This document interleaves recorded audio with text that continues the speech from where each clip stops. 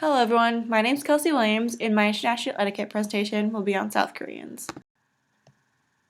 South Koreans are one of the more pronounced cultures when it comes to their cultural techniques of etiquette. Have you ever thought twice when going to shake hands or introduce yourself to a new acquaintance or business associate? Well, when it comes to Koreans, even the wrong kind of eye contact can be insulting. In this presentation, I will briefly go over some of the more important attributes and personality traits you should be aware of if you ever plan on visiting South Korea or stumble across a South Korean business proposition.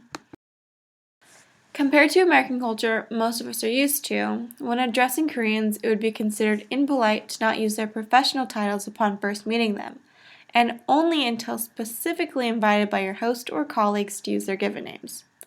Another factor playing into the way in which Koreans' names are different is they are opposite in which Western names are, with the family name first, followed by the two-part given name, as you can see in the slide.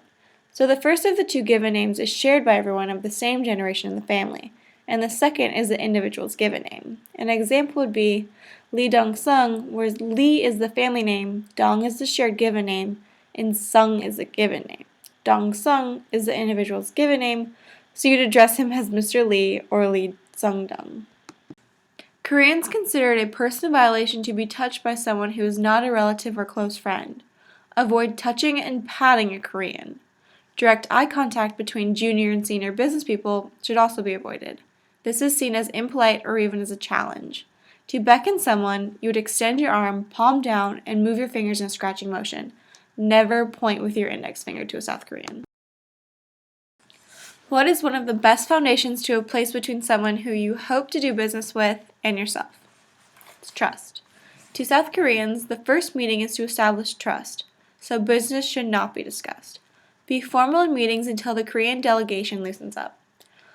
When it comes to telltale signs of a good meeting or not, you can safely assume a low, deep bow from Koreans at the end of a meeting indicates a successful meeting, while a quick, short parting bow could mean dissatisfaction within the meeting.